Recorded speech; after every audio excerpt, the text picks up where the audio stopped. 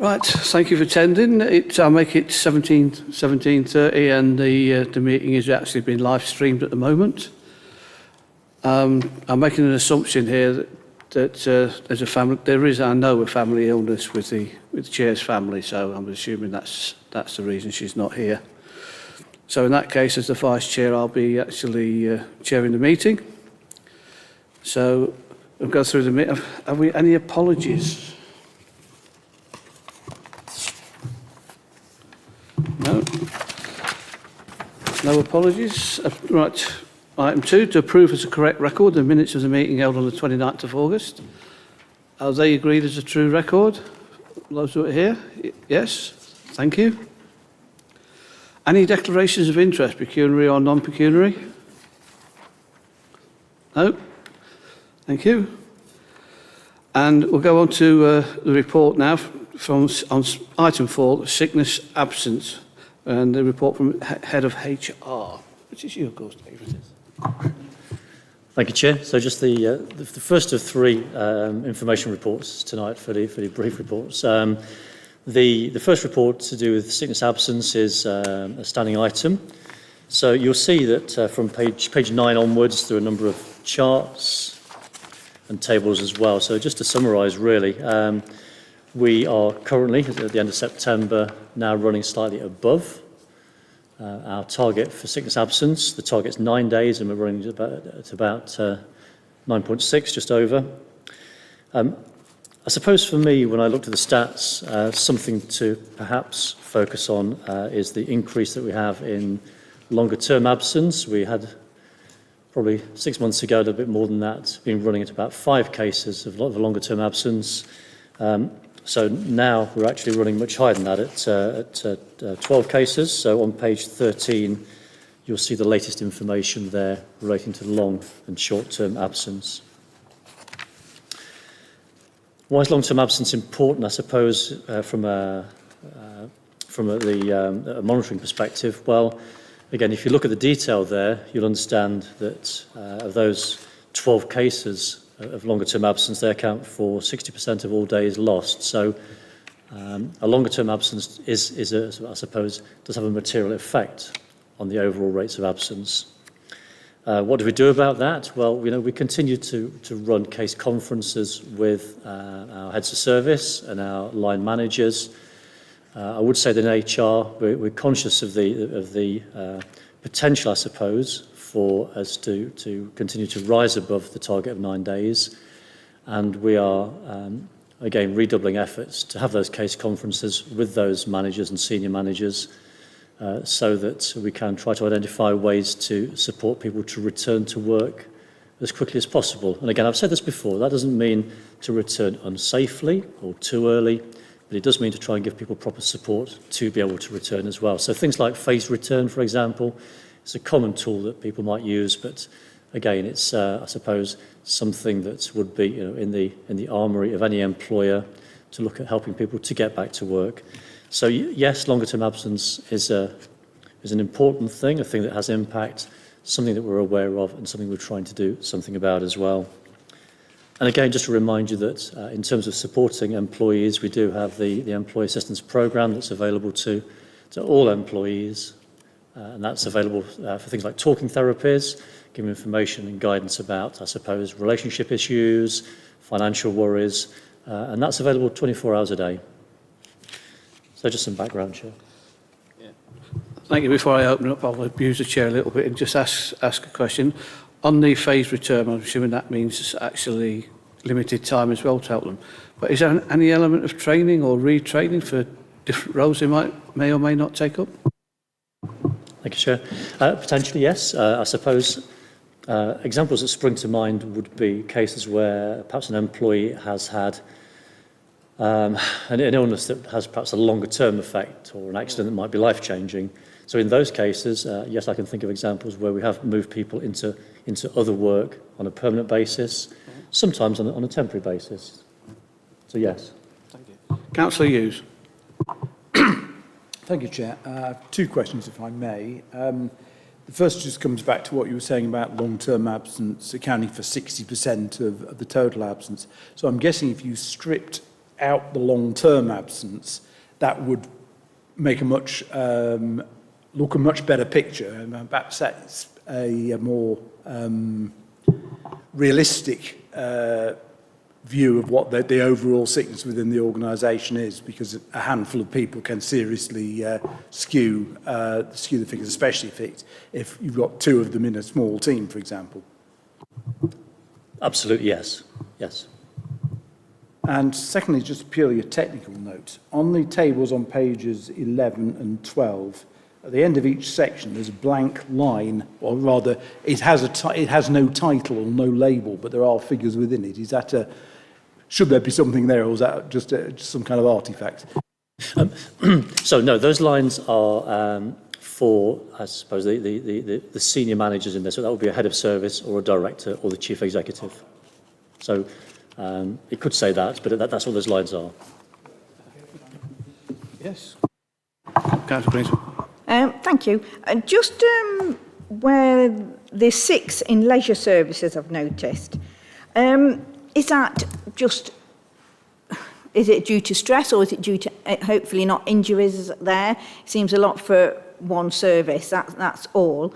As I'm a frequent visitor to Calverton 5 times a week, you know, all the staff there are absolutely brilliant. But I just, 6, just a little bit worrying, that's all. And I know we've got 3 leisure centres, but whether you can tell me anything about them or not. Thank you. Sure. So you're right, we do have a number of leisure centres, I mean 5 in total, plus Leisure HQ as well. So those absences could be for a variety of reasons. We don't include reasons in this report because, again, you'll see in some of the table it's just one case of absence, and we need to be careful about identifying individuals. But certainly what we do at the end of each year, and because of timing of committee changes, you may not have seen this, is we do report reasons for absence, and then because of the amount of data that we have, we can sort of, I suppose, group together reasons for absence. So there are earlier reports to this committee that talk about over a year, the most common cause of absence. And we're not unusual in this. I think the most common cause for last year was stress, anxiety, depression. That's not necessarily work-related. That's just a way of grouping absences. Followed by things like post-operative recovery, those sort of things as well. So we do report in those ways, but not for this report for those reasons. So I guess there's lots of words there. A simple answer to the question is the absences could be to do with a variety of reasons.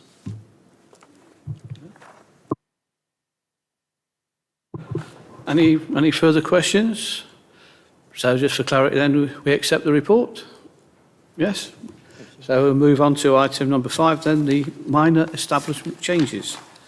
And again, thank you, Chair, which is a really very straightforward report, which I suppose is just for form's sake. It just reports to our trade union colleagues and to you as members that since our last meeting, there have been no changes to the establishment outside formal process.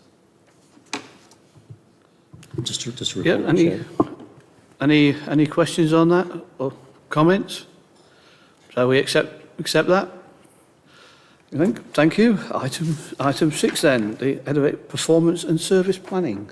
Last one, Chair. Current staffing issues. Yes. Thank you. Yeah, so just a couple of things, I guess. I suppose just starting perhaps with the second one first of all, just to report to you, I think what you probably already know by now, because time does move on, doesn't it, that we do have now a new head of finance and ICT, Tina Adams. So Tina took the helm of the head of service job on the 9th of October.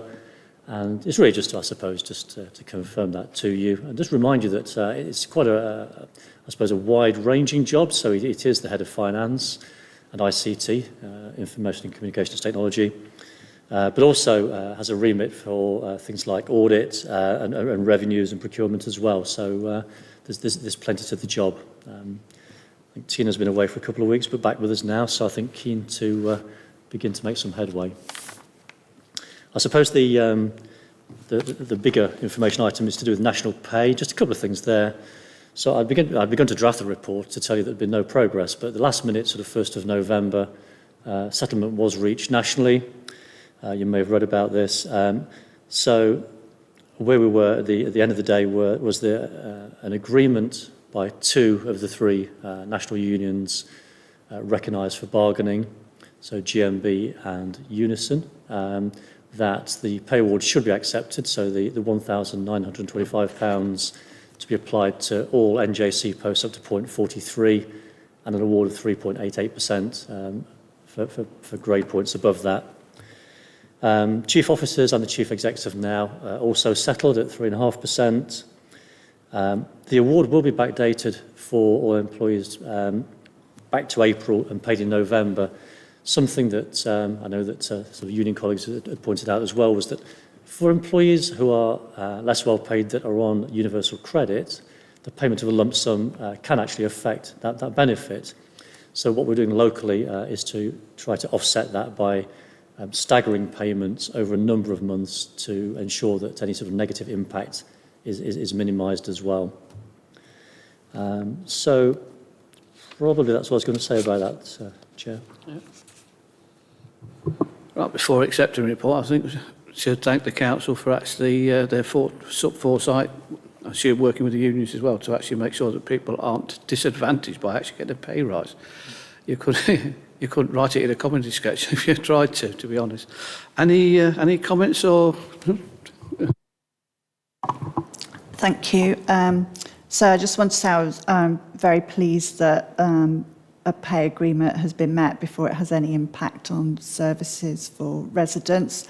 I'm sure, you know, we all know that inflation's running higher than the overall pay award, so I'm sure whilst people will be glad to have the money, that it still represents in effect a pay cut, doesn't it? So, but I am glad that you've reached a solution.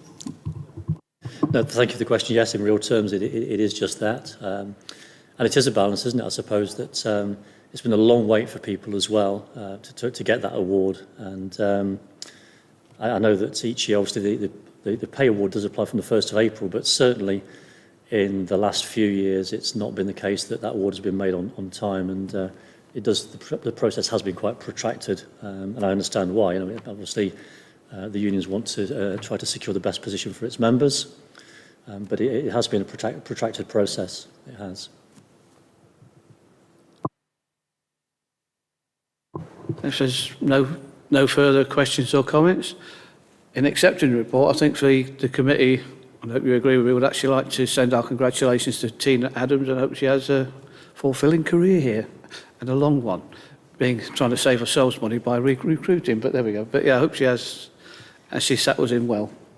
So is that agreed, that report agreed, and that comment?